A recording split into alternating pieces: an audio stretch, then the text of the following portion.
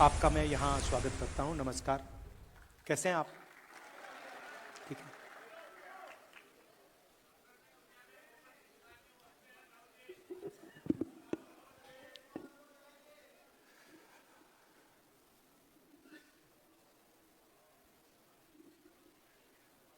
ऐसे अब हम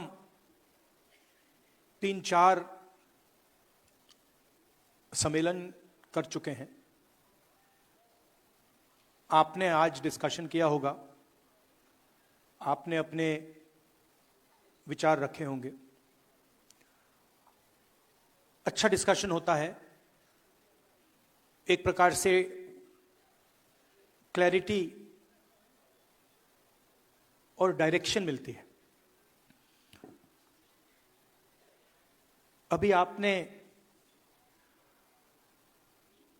अंबेडकर जी और गांधी जी की बात की, और हर सम्मेलन में अंबेडकर जी की बात होती है, गांधी जी की बात होती है, शिवाजी महाराज, महात्मा फूले जी, सावित्री फूले जी, संत तुकाराम जी, बहुत सारे नाम हैं, साहू महाराज जी, बिरसा मुंडा जी, अंबेडकर जी, गांधी जी, उसमें बुद्ध भगवान का नाम जोड़ा जाता है, बसवना, नारायण गुरु। हर प्रदेश में आपको ऐसे 2-3 नाम मिलेंगे। और फिर उनकी याद करते हैं हम। गांधी जी अमर रहें, अंबेडकर जी अमर रहें, हाथ जोड़ते हैं उनके सामने, माला लगती है। मगर सच्चाई है कि जब हम अंबेडकर जी की बात कर रहे हैं, गांधी जी की बात कर रहे हैं, तो हम एक व्यक्ति की बात नहीं कर रहे हैं।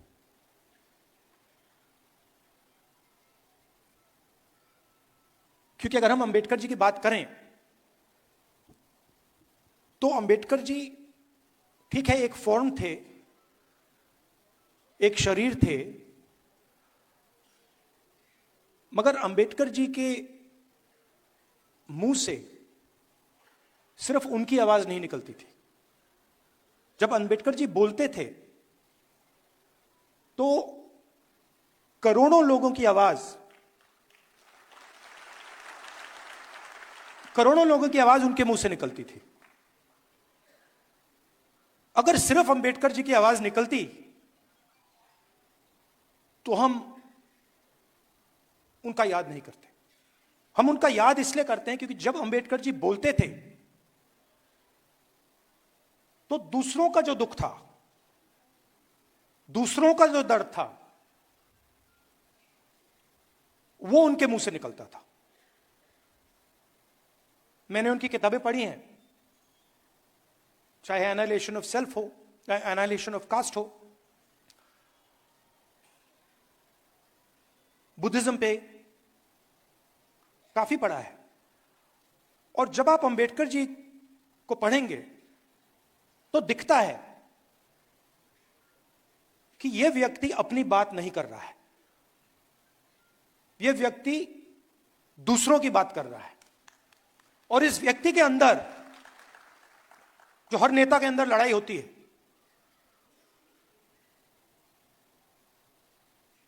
नेता के अंदर क्या लड़ाई होती है? नेता के अंदर मुझ में है, सब में है, मैं क्या चाहता हूं और जनता क्या चाहती है, इसके बीच में टेंशन होती है। अंबेडकर जी जैसे, गांधी जी जैसे लोग अपनी आवाज को बंद कर देते हैं और उनके मुंह से अपना दुख, अपना दर्द नहीं निकलता है। उनके मुंह से दूसरों का दर्द, दूसरों का दुख, दूसरे की आवाज निकलती है। तो जब हमने ये कॉन्स्टिट्यूशन जब हमने, हिंदुस्तान ने, सिर्फ कांग्रेस पार्टी ने नहीं, सिर्फ महात्मा गांधी जवाहरलाल नेहरू ने नहीं, हिंदुस्तान ने जब अंबेडकर जी से कहा कि अंबेडकर जी आप इस संविधान को बनाइए, कोऑर्डिनेट कीजिए, तो देश उनसे कह रहा था कि हम चाहते हैं कि इस संविधान में जो इस देश में करोड़ों दलित हैं, जो उनका दर्द है, जो रोज उनको सहना पड़ता है, जो उनका दुख है, वो दुख, वो आवाज इस कॉन्स्टिट्यूशन में गूंजनी चाहिए। और वो काम अंबेडकर जी ने किया। अब लोग कहते हैं कि अंबेडकर जी ने ये कॉन्स्टिट्यूशन आजादी के एकदम बाद बनाया। तो मैं आपसे पूछना चाहता हूं, क्या इस कॉन्स्टिट्यूशन में फूले जी की आवाज नहीं है? इसमें बुद्ध भगवान की आवाज नहीं है? बसवना, फूले जी, सावित्री फूले जी, इन सब की आवाज नहीं है? तो ये जो है, जिसकी आज हम रक्षा कर रहे हैं, ये हजारों साल पुरानी किताब है। इसके अंदर जो सोच है, ये एक, हम कह सकते हैं कि ये मॉडर्न वर्जन है, 20th सेंचुरी का वर्जन है, मगर इसमें जो सोच है वो हजारों साल पुरानी है।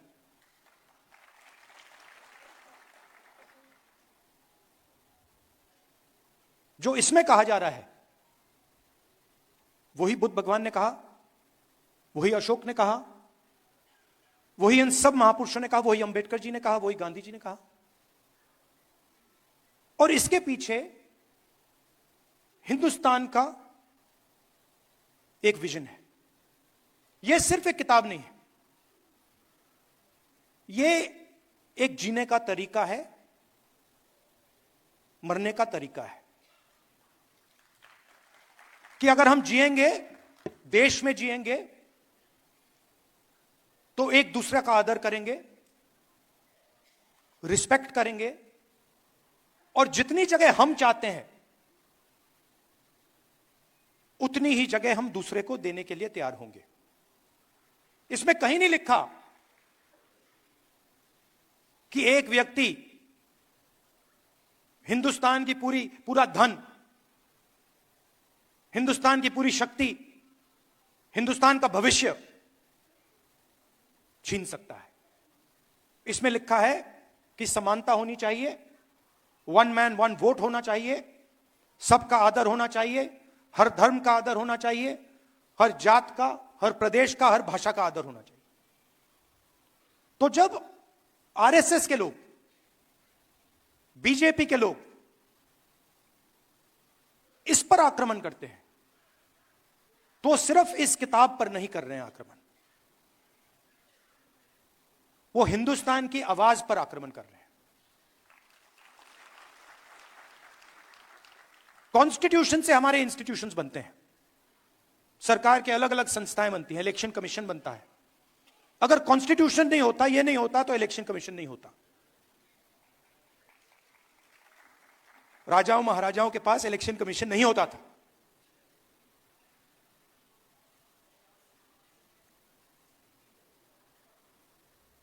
तो इससे हिंदुस्तान का education system, IIT, IIM, primary education system, secondary education system, ये सब निकलता है। पब्लिक अस्पताल यहां से आते हैं। इसको आप मिटा दीजिए, आपको एक पब्लिक अस्पताल नहीं मिलेगा, एक पब्लिक स्कूल नहीं मिलेगा, एक पब्लिक कॉलेज नहीं मिलेगा। सब गायब हो जाएगा।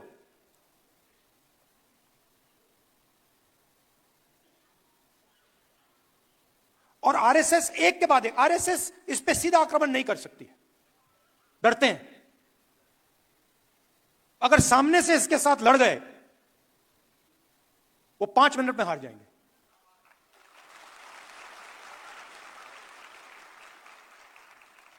सामने से नहीं आ सकते। वो जानते हैं कि जिस दिन वो सामने से आ गए, उसी दिन कहानी खत्म हो जाएगी। तो छुप के आते हैं, अलग अलग शब्दों के पीछे छुप के आते हैं। विकास, प्रगति, इकोनॉमी, अलग अलग शब्दों के पीछे छुप के आते हैं, मगर लक्ष्य पीछे से इसमें छुरा मारने का है। अच्छा, दम होता तो आगे से आते, दम होता तो कहते भाई आ रहे हैं, और हम भी कहते भैया आ जाओ।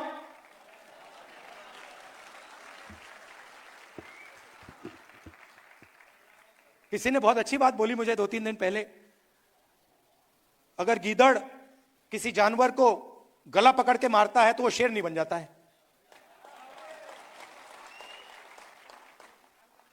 तो सामने से नहीं आते, पीछे से आते हैं, छुप छुप के आते हैं। शिशु मंदिर के पीछे छुपकर, एकलव्य स्कूल के पीछे छुपकर। सच्चाई है, मैंने अभी देखी, बड़ी सी बिल्डिंग है,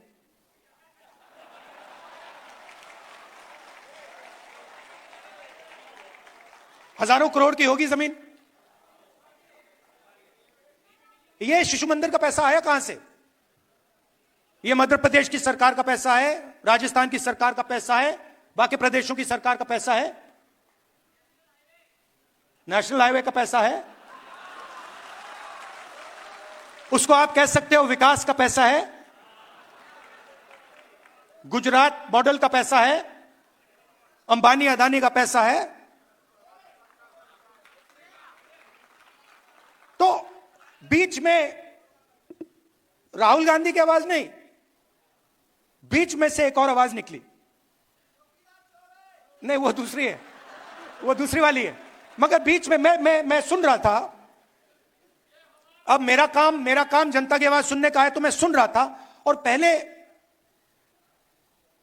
एक छोटी सी आवाज आई, छोटी सी थी, जाति जनगणना। वो कोने से आई, वो ऐसे मतलब अगर मीटिंग हो, वो 200-300 लोगों ने नहीं कही, वो एक आदमी आया कोने से, कहता है जाति जनगणना। और फिर आस्ते आस्ते वो जाति जनगणना, जाति जनगणना, जाति जनगणना फैलती जा रही है। इसको हमने जाति जनगणना नाम दिया है। जैसे अंबेडकर जी की सोच, बसवना गांधी जी की सोच को हमने ये नाम दिया है कॉन्स्टिट्यूशन, वैसे ही जाति जनगणना को हमने नाम दिया है, मगर जाति जनगणना का असली मतलब न्याय है। क्योंकि अगर इस देश में 90% लोगों के पास कोई पावर ही नहीं है, कोई पैसा नहीं है, कोई धन नहीं है, कोई एसेट्स नहीं है,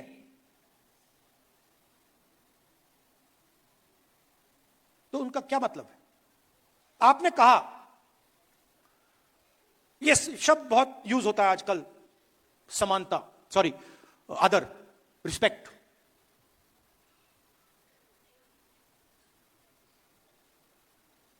मेरी सोच है कि बिना पावर की, बिना धन के रिस्पेक्ट का क्या मतलब है?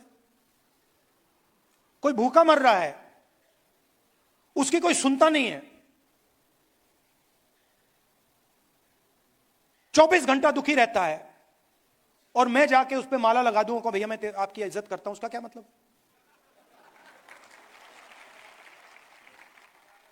उससे अच्छा उसे शक्ति दो, उसके लिए रास्ते खोलो, उसको थोड़ा सा धन दिलवाओ, उसको थोड़ी पावर दो, और फिर आपकी रिस्पेक्ट की जरूरत ही नहीं पड़ेगी। फिर वो अपने आप रिस्पेक्ट ले जाएगा, है ना।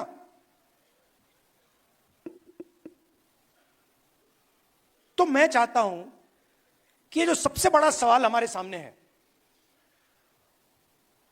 और ये छुपा हुआ है, इसकी झलकें दिखती हैं, हर रोज दिखती हैं। कल मैं रायबरेली में, हमारी एक मीटिंग होती है, एमपीज की मीटिंग होती है, दिशा मीटिंग, उसमें गया। गलती से मैंने कह दिया, भैया ये जो सब अफसर हैं अपना परिचय कर दीजिए। गलती से कह दिया मैंने। अब परिचय शुरू हुआ, उसमें मुझे एक दलित नाम ना सुनाई दे, एक ओबीसी नाम ना सुनाई दे। फिर मैंने पता लगाया, मैंने अपने सेक्रेटरी से कहा, भैया ये इन सब के नाम निकालो और पता लगाओ इनमें से ओबीसी कितने हैं, दलित कितने हैं, आदिवासी कितने हैं, माइनॉरिटी के कितने हैं। झलक दिखी, 80%। एक दो कम्युनिटीज के, बाकी कोई नहीं। झलक दिखी। कभी कभी मैं गंगाराम अस्पताल चला जाता हूं, वहां पे दिखती है। वहां पे मैं ढूंढता हूं, भैया ये कोई दलित डॉक्टर दिख जाए मुझे, एक आदिवासी डॉक्टर दिख जाए मुझे, एक ओबीसी डॉक्टर दिख जाए। कॉर्पोरेट इंडिया में देखता हूं, भैया नाम मिल जाए एक। 500 कंपनियां हैं, 16 लाख करोड़ रुपया मोदी जी ने माफ किया है, 20-25 लोगों का मैं देखता हूं, भैया इनमें से एक मिल जाए दलित, एक आदिवासी यहां मिल जाए, एक जनरल कास्ट का गरीब मिल जाए, ओबीसी मिल जाए, कोई नहीं मिलता। तो अगर आप देखना चाहते हो, सब जगह दिखेगा।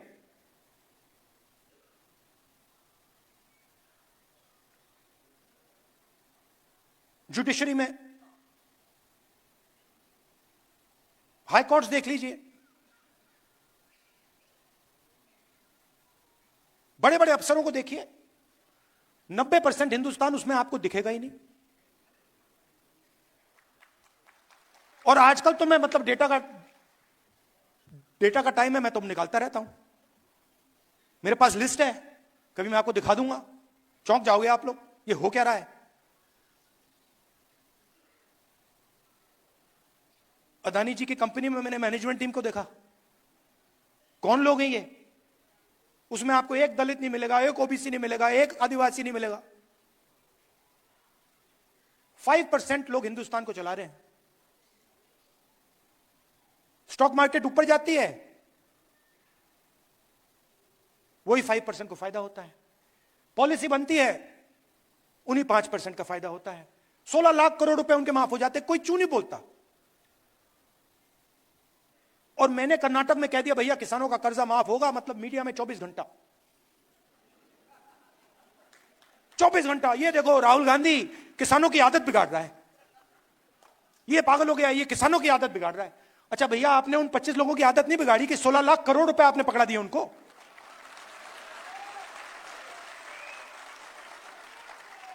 तो जहां भी कोई 90% की बात करे, वो आदत बिगाड़ना है। अलग अलग शब्द यूज होते हैं। किसान अगर अपना बैंक लोन वापस ना दे, उसको लाठी मार के जेल में डाल देते हैं, कहते हैं डिफॉल्टर हो तुम, कहते हैं ना। और अदानी जी 1 लाख करोड़ रुपए वापस ना दे तो उसको क्या कहते हैं,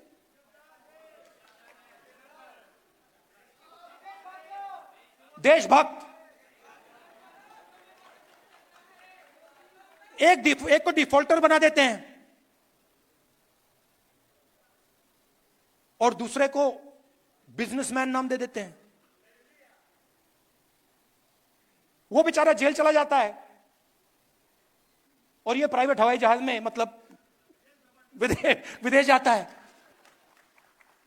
और इसको हिंदुस्तान में हम विकास कहते हैं।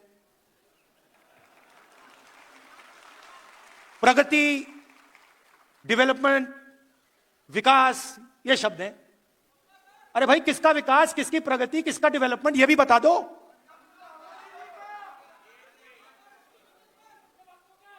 तो इसीलिए ये जो छोटी सी आवाज निकली जाति जनगणना थे,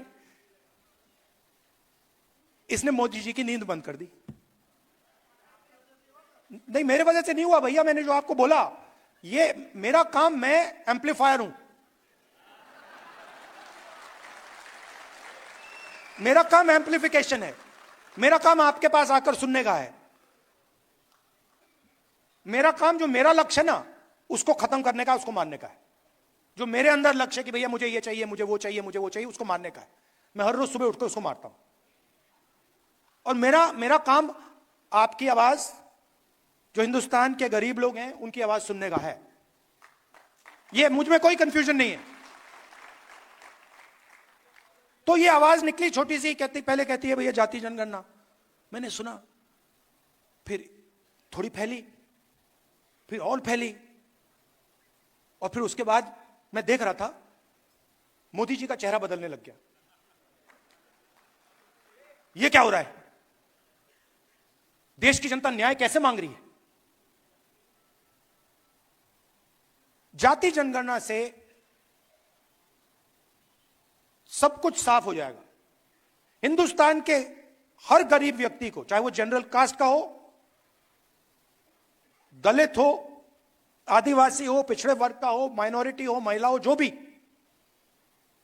सबको पता लग जाएगा कि इस देश में हमारे हाथ में कितनी पावर है, हमारे हाथ में कितना धन है, मतलब हमारा क्या रोल है। और मैं गारंटी देके कह रहा हूं कि जब हम हिंदुस्तान के एसेट्स को देखेंगे, हिंदुस्तान की पूंजी को देखेंगे, उसमें आपको दिखेगा कि वहां पे ना कोई दलित है, ना कोई आदिवासी है, ना कोई पिछड़ा है।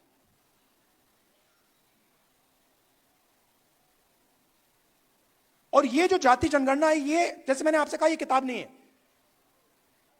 ये जीने का तरीका है, ये फिलॉसफी ऑफ लाइफ है। वैसे ही जाति जनगणना एक डेवलपमेंट का पैराडाइम है, एक डेवलपमेंट का तरीका है।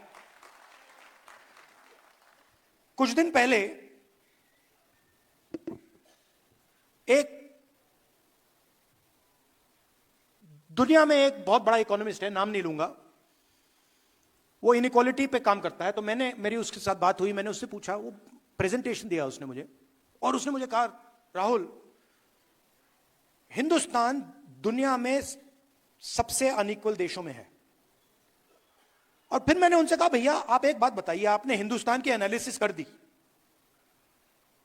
आपने प्रेजेंटेशन दे दिया मुझे, मगर इस पूरे प्रेजेंटेशन में आपने एक बार जात शब्द का प्रयोग नहीं किया। मतलब जो इनइक्वालिटी का सोर्स है, जहां से इनइक्वालिटी निकल रही है, उसकी तो आपने चर्चा ही नहीं की।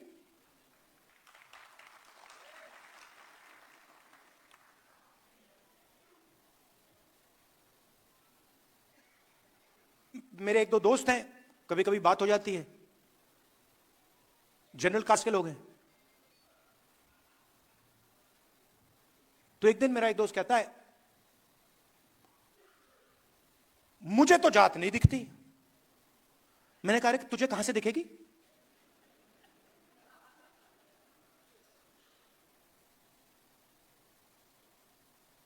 जात नहीं है क्योंकि मुझे नहीं दिखती।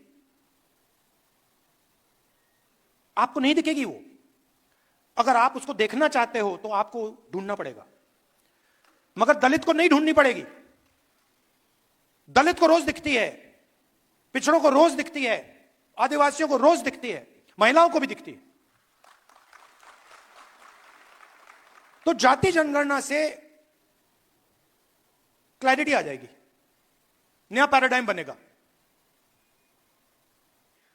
और इसीलिए बीजेपी के लोग, आरएसएस के लोग, मैं आपको बता रहा हूं, अभी वहां पे डिस्कशन चल रहा है जाति जनगणना के बारे में, बड़ी मीटिंग चल रही है, क्या पोजीशन लें, क्या कहना चाहिए। मैं कहना चाहता हूं कुछ भी कर लो, जाति जनगणना होने वाला है। आपको जो डिस्कशन करने हैं, मीडिया में जो लिखवाना है लिखवा लो। हिंदुस्तान की जनता ने निर्णय ले लिया है, जाति जनगणना होगा और ये 50% वाली जो आपने बना रखी है दीवार, इसको तोड़ा जाएगा। तो ये आस्ते आस्ते आवाज बढ़ती जा रही है, इसको रोका नहीं जा सकता। हमारा काम आपका काम एम्प्लीफिकेशन का है, समझाने का है कि देखिए, जाति जनगणना से संविधान बचेगा। अगर जनता को पता लग गया कि उनके साथ क्या अन्याय हो रहा है, तो वो एकदम इस किताब को पकड़ लेंगे और इसकी ये बच जाएगा। तो आप एम्पलीफायर हो, मैं भी एम्पलीफायर हूं, आप भी एम्पलीफायर हो। हमें देश को बताना है कि गरीबों के साथ, 90% लोगों के साथ इस देश में अन्याय हो रहा है, रोज होता है, और उसके खिलाफ हम सब लड़ रहे हैं। और पहले 2 कदम जाति जनगणना और 50% की दीवार, यह है। अब मोदी जी कहते हैं, आपने सुना होगा, जब भी मैं जाति जनगणना की बात करता हूं, मोदी जी कहते हैं, देखिए राहुल गांधी देश को बांटने की कोशिश कर रहा है। कहते हैं ना, मैं देश को बता रहा हूं कि 90% लोग इस देश की प्रगति में शामिल ही नहीं है। मैं देश को बता रहा हूं कि कॉर्पोरेट इंडिया में, मीडिया में, जुडिशरी में 90% लोग हैं ही नहीं। 100% करेक्ट। अच्छा, अगर आपको देखना है, अगर आपको आदिवासी, दलित, पिछड़े लोग देखने हैं, मैं आपको बता दूंगा कहां मिलेंगे। जेल में, मनरेगा की लाइन में, मैन्युअल लेबर में। ये जो सड़कें बनती हैं, ये जो इमारतें बनती हैं, ये जो इमारत बनी है, ये 90% ने बनाई है। ये जो है ये 90% ने बनाया है, मगर इसका फायदा उसको नहीं मिला, इस इमारत का फायदा उसको नहीं मिला। बस, तो यही सवाल है, यही सवाल मैं उठा रहा हूं और मुझे बहुत अच्छा लग रहा है, मजे आ रहे हैं मुझे। जहां भी जाता हूं मैं, मतलब खुशी से जाता हूं, आप जैसे लोगों से मिलता हूं, थिंकिंग एक ही है। आप मुझे समझते हो, मैं आपको समझता हूं। मतलब मैंने इतना लंबा भाषण दे दिया, मैं आपको कह रहा हूं, अगर मैं यहां आके 2 मिनट बोल देता, आप समझ जाते। जो मैंने आधे घंटे में बोला है, आप 5 सेकंड में समझ जाओगे। सही पकड़े, आपकी नियत, मेरी नियत साफ है।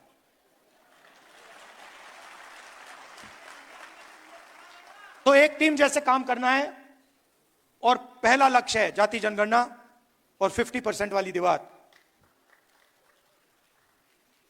जय संविधान।